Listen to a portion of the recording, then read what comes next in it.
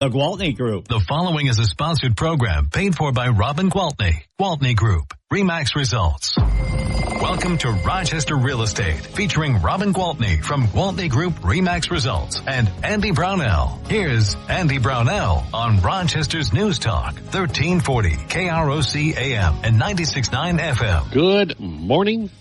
Robin Gwaltney, Gwaltney Group RE/MAX results with us on this Saturday morning. Good morning, Robin. Hi, Andy. How are you? I'm doing great. Oh, my gosh, the weather was so nice on Friday. Oh, I mean, somebody told me we had just gotten back. We went to Ohio for a few days, and we had just gotten back late Thursday, and somebody told me, yeah, it's supposed to be 68 degrees tomorrow, and I'm like, yeah. What? And it ended up, I mean, at one point I saw in my car 73, I don't know, but I know there were a lot of people out golfing. Yeah, and, you think mid-November with the wind blowing that it's going to be miserable, but it was a very summer-like wind. It was a nice little, and I'm going to tell you, it was absolutely freezing in Ohio. So it was oh, really? Under that, freezing, yeah. Well, later on you have to tell us what you were doing in Ohio, but I absolutely will, because it was definitely work-related. Oh, so last week we talked about the government shutdown and the impact on the real estate sector, and lo and behold, the government shutdown is over. Has that had an impact? For some people that were working with government backed products, there was definitely a backup. Some pushed out closing dates and just took a little longer to get some of the paperwork through, which could be expected. So now I think we'll probably see a lot of those deals closing, and it might make it a little bit backed up for a little while, but we know that the end is in the near. The end is in the future. So it'll sure. Goodbye. The end is here. It's here. It's happening. So things are going to start to straighten out. Thank goodness. Right. And all these people should get their paychecks and be able to get caught up on their rent and their mortgages and their car payments. Yeah. And no more flight delays. Oh, my gosh. We'll talk about that, too. Wow. But, yeah, these people that have been working without getting paid, wow, my hat's off to them. It's hard enough to go to work every day when your work is stressful and get paid to do it. And then add in the factor that you're going and not getting paid. Yikes. Yeah. Well, I did see a headline that was pointing out that I think it was closings were down 10% month over month, and all I thought was, well, yeah, but that's probably due to what we talked about last week, the backlog of the paperwork, right? Correct. Yeah, I think we'll see. And again, I cannot complain. We have remained busy. Thank you for everyone who out there is listening, who has been continuing to give us business, because we are on track to have our second best year in my 25-year career. So we've had a fabulous year. We're still really busy. We will finish the year strong and stay busy right until the end, which makes me super happy that I have no more travel, no more work trips, no more speaking engagements, no more conferences, nothing until our awesome cruise in January for continuing education. So the rest of the year, I'm here and I'm focused and I'm happy to be here.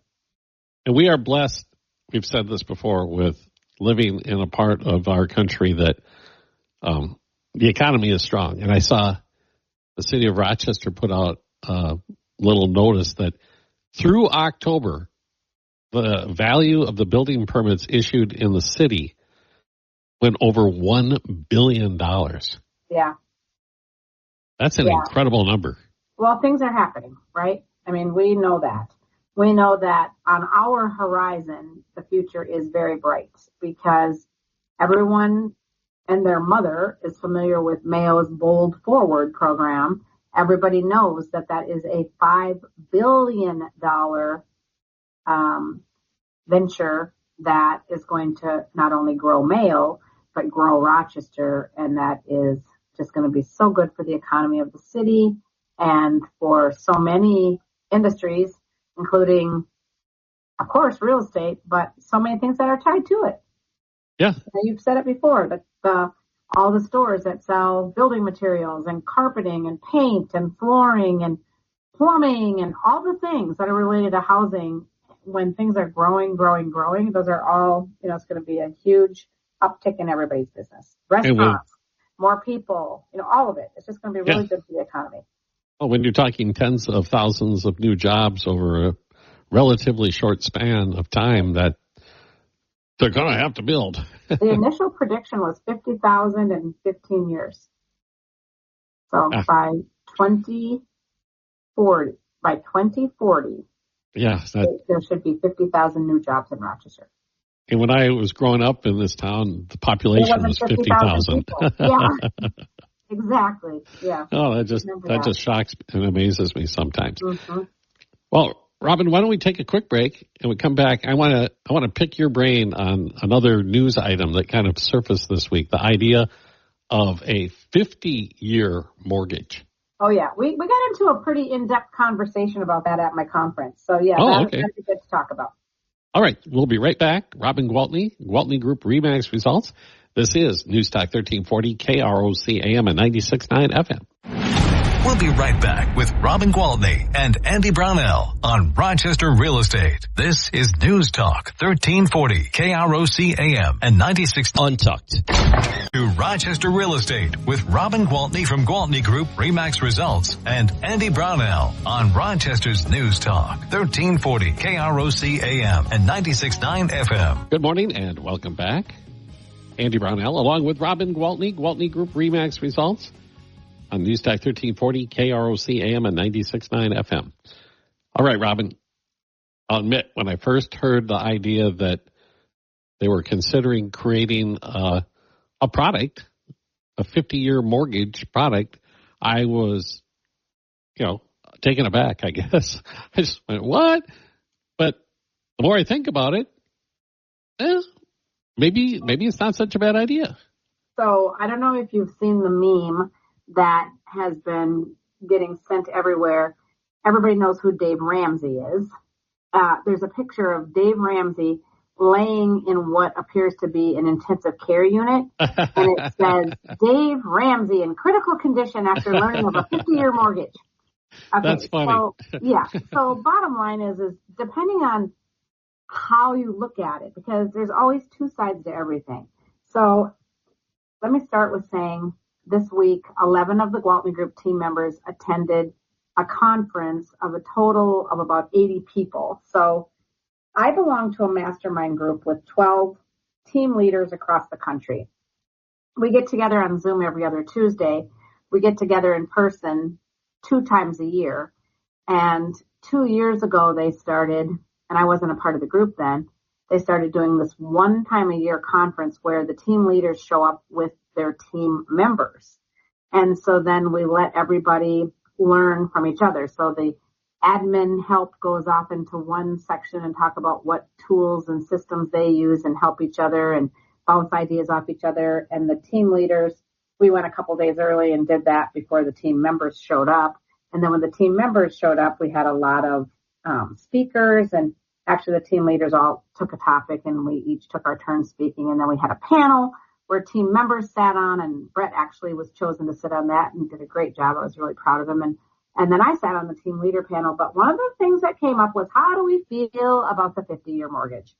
And there are some, first of all, let's be clear. There is no such thing yet. Okay. There is no 50-year mortgage. You can't call your bank and say, hey, I want to get this 50-year mortgage. It's something that President Trump has proposed and is being looked at and may be created and introduced. Now, people think it sounds crazy, but I will tell you that in my tenure, in the last 25 years of being a realtor, there was a 40-year mortgage. I remember that. Oh, so really? It's not like a completely new concept. The whole idea is the longer that you can amortize something, the lower the payments, right? Sure. And so some people with their debt to income ratio just cannot afford the monthly payment. Now, we have talked for endless hours on this show about we really shouldn't focus so much on what the interest rate is. We really shouldn't focus so much on what the price is. The thing we should focus the most on is what is your monthly payment and can you afford that? Because housing is a necessity. We absolutely have to have it. We're not trying to decide if you can afford the cute new jacket or the fancy new car. Everybody needs to live somewhere. So if the house that you have picked out at the interest rate that is made available to you at the price that it is listed for, as long as it's a good price, all match up and that monthly payment works for you, then it's a win. Because what are your other options if you're not buying a house? Well, I guess you could live in mom and dad's basement forever if they let you, or you could rent. And so one of the biggest arguments from the people who are absolutely opposed to the idea is, my gosh, people who do a 50-year mortgage are never, ever going to build any equity in their home. Why is that? Well, because the majority of your payment is going to be going toward interest and very little toward principal. And how do you build equity? By paying down the principal, right? So no, because there's another way, right? Exactly. What is the other way, Andy? Well, we've all seen it and enjoyed it. Those who have owned real estate, the property values rise. Correct. And last week, I think it was last week, I talked about the fact that the average homeowner has earned $140,000 in equity in the last 5 years. Okay, so if somebody gets a 50-year mortgage, they're not going to be the average homeowner, but they're certainly not going to make zero, okay?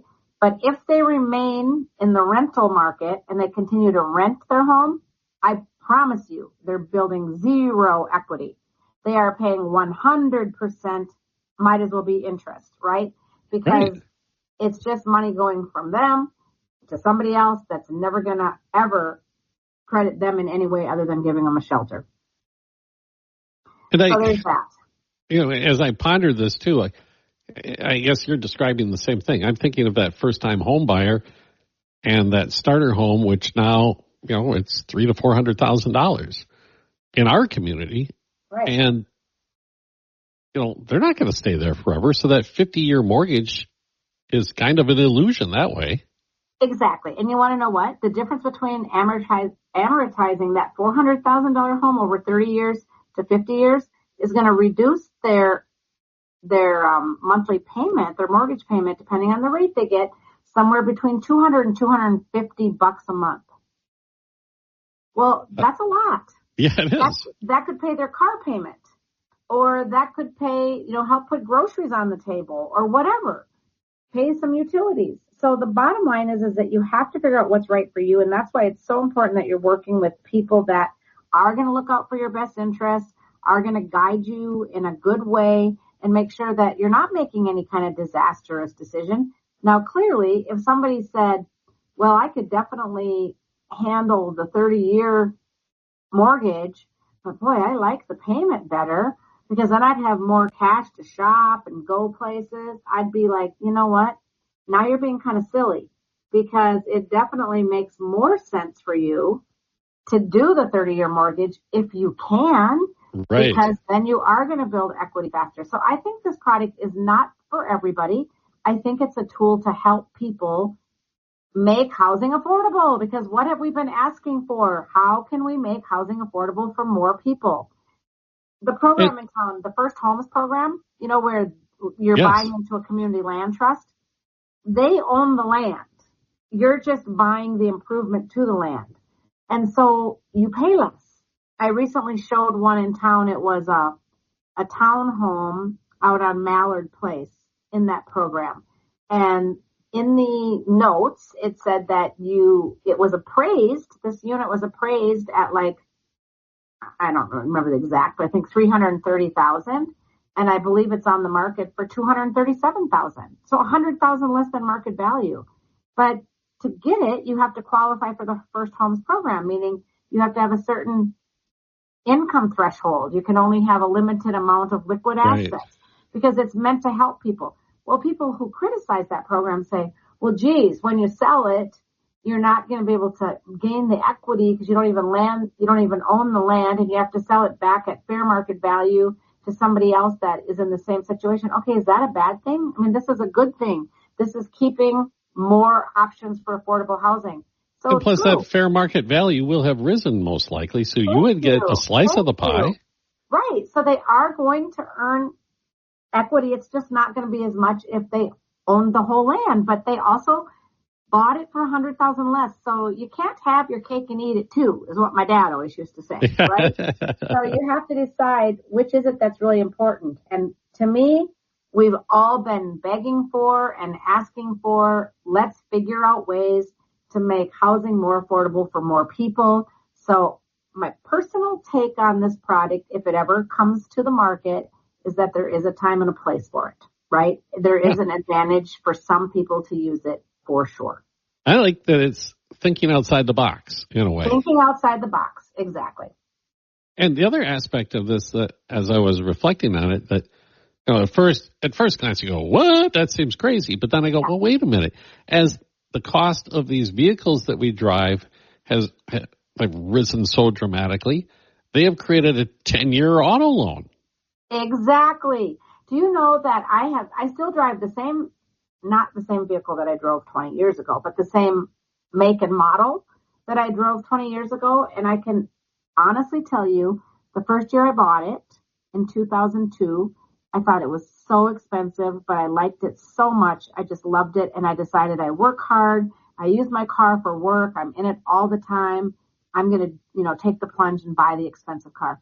Now I'm still driving the same make and model. It has doubled in price in that many years. Yeah. So yeah, things change. Things absolutely change. And,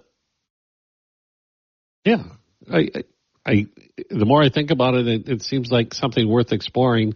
And as you pointed out, and also the other aspect of this I was thinking about, Robin, is when you first get into that home, especially the starter home, your first home, and, you're kind of scraping, right?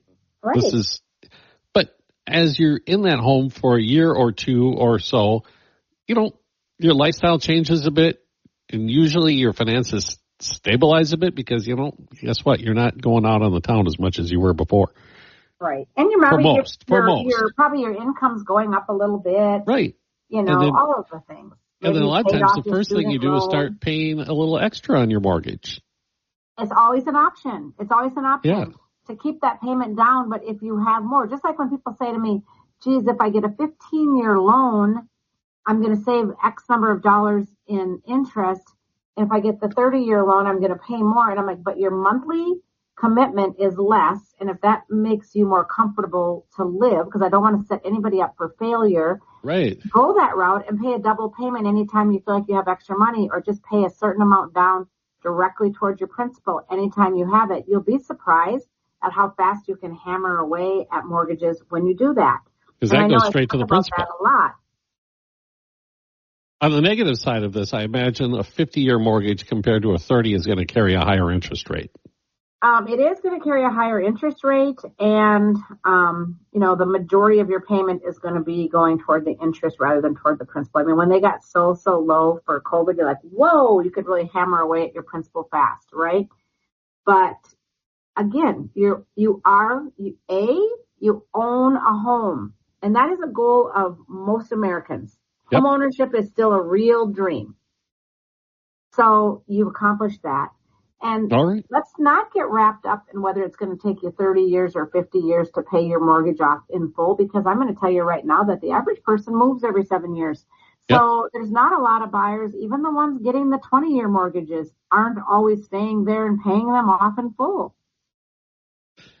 Well, we'll have to keep an eye on this whole thing and maybe talk about it in the future if it actually moves closer to being real. Comes to fruition. Exactly. All right. Well, we are with Robin Gwaltney, Gwaltney Group-RE results this morning, and we'll return in a moment on News Talk 1340 KROC AM and 96.9 FM.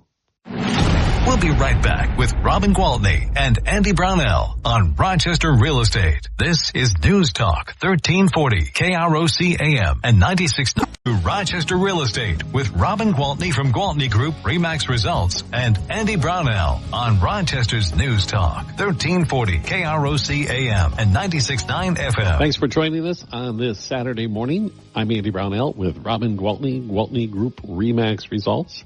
And during the break, Robin, I was about our previous discussion of the 50-year mortgage, just the idea that you would move somebody into ownership. And I've experienced it personally, and I know statistically it's true that owning real estate is the key to building wealth. Oh my gosh, that's so important. That makes me want to tell you something. At this conference, this couple of day conference that we just were at in Dayton, Ohio, mind you, we sat as a panel in front of the room, and one of the questions that was asked was, what advice would you give to your younger self as a new real estate agent when you first got into the business? And one of the team leaders who's been in the business 30 years said, I want to answer that one. And his answer was something that I tell my kids, I tell my young agents, and that was buy real estate. Any chance you get, buy real estate. So when Brett got into the business, I said, Brett, you're young, you're single, buy investment properties. Try to buy one every couple of years and just continue to, rent them out, and you don't have to make money on them. Buy something that you can rent out and get enough rent to just pay the payment so that you can just continue to pay it off, right? It's a long game. It's not going to be wealth overnight. But he said, I would tell all of you young new agents in the room to invest in real estate. And you don't have to be a realtor to invest in real estate. I think anybody that wants to look at what is a lucrative investment for long-time future wealth building, real estate's a really safe investment. So I think that's noteworthy of bringing up. Absolutely. I know more than a few people who are in retirement now, and because of investment real estate purchases many, many years ago, are sitting back and collecting monthly payments as those, the properties are paid off. So it's all gravy now. Exactly. And then if they do need to liquidate, guess what? They can turn around and sell those properties. Absolutely. So it's just really something to think about. And if you need to learn more about that, or what does that look like, or how can I do that? What does it take to get in? Feel free to call me, because I'm happy to meet with somebody, talk on the phone, and just walk you through what that looks like. Perfect. Well, speaking of properties for sale, do you have any listings? I do. Lots of listings, which is, people might say, oh, lots of listings. I bet you're frustrated. They're not selling. But no, I'm not. I like it that people can take their time, look at 3, 4, 5, 6, 8, 10 houses, whatever they want. Go ahead and have the house inspected, look it over thoroughly, point out things that need to be fixed, ask the seller to fix them. I mean, this is the way I like it. It's not crazy out there. And the good houses will still sell fast, but all of the houses, if they're priced right, are going to sell. There you go. So, depending on what you're looking for, I've got a really nice patio home up on the top of Fox Hill. They seem to be a real big favorite for the 55 and over community, or the retired male people that want to keep a place in Rochester, but they're probably going to travel a lot because they want to go visit kids and grandkids, but they're just turnkey. So they're still a very nice home. This one has 4 bedrooms, 3 bathrooms, 3,736 square feet. So they're not small. Oh, that's a nice house. It's a very nice house, and it's got a 2-car garage, and it's in a beautiful community. And when you're ready to leave for a week, a month, 3 months, you just lock the door and go. And the association will take care of your lawn or your snow or whatever else there is to take care of. That one is built in 2019. It's just immaculate. It looks like it's brand new, except for all the window blinds have been done and the landscaping has been done. So the things that you might have to deal with on a brand new home, you don't have to deal with on this one, but it's in perfect condition. And it's $790,000. Okay? And that is 1184 Fox Hill Court Southwest. If you like the Pill Hill Mansions, I've got one of those. 724 4th Street Southwest for $1,669,000. And that one is, that's a big one. 7 beds and 7 baths and a 2-car garage with 6,623 square feet. It was built in 1914. And you can take a walk back in time in the charm. And there's the history there, like which Mayo doctor had the home built, and, all the stuff, and the books with the pictures of the early architecture. It's really cool, really fun house to look at. I drove past it. It's amazing. Isn't it pretty? 1883rd Avenue, we're talking about 55 and over, We have that in that, help me, I can never remember the name of that place. I feel so embarrassed. It's the 55 and over community right back behind where Coldwell Banker used to be over on, oh my gosh, I'm just drawing a blank. You got me confused too. I know the name of it. I'll think of it. Anyway, River, it's heck to get old. Anyway, it is really nice because it's a community where folks can, get on the bus with others and go to the grocery store or to the mall, or they plan trips, like day trips to Red Wing, and they have all kinds of community activities inside the building. River Bluffs. I knew it. Oh, okay. I know where you're. Yeah, okay. Yeah. I mean, it's a great community. And we've got a property in there that is 2 bedrooms and 1 bath, and it is $259,900. Wow. And it has just under 1,000 square feet. It has a nice balcony on the back side of the building, so it overlooks the water. It's nice property. If you're looking for something like that, or somebody who is, up on Willow Heights Drive Southwest, 3780 Willow Heights Drive, we have a super nice house. It's 3 bedrooms, 2 baths, 2,000 square feet, a 2-car garage. It was built in 77, but it's been updated. Walls have been taken down. It's a big open floor plan with a nice 4-season porch on the back, fenced backyard. I mean, this one is really cute. It's $319,900. So that's an awesome one. And, well, it looks like I'm running out of time. So yeah. maybe that's all we'll talk about today, and I'll save the rest for next week. Perfect. Anyway, there's always lots to talk about. I look forward to talking to everybody again next week. And thanks so much for your time, Andy. Well, first of all, before we go, you have to give us the phone number. So if somebody listening wants to get a hold of you, they can do so. I will. It's 507-259-4926. But with technology and AI, all you got to do is literally type in anywhere, Robin, Realtor, Rochester. You'll find me. It's easy. Oh, that's another thing. We'll talk about that next week, but we had so much AI stuff at our conference. Oh, my gosh, it's fun. Okay. I look forward to it. That'd be fantastic. All right. Until next week, Robin, thank you so much. Robin Gwaltney, Gwaltney Group, RE/MAX Results here on News Talk 1340 KROC AM at 96.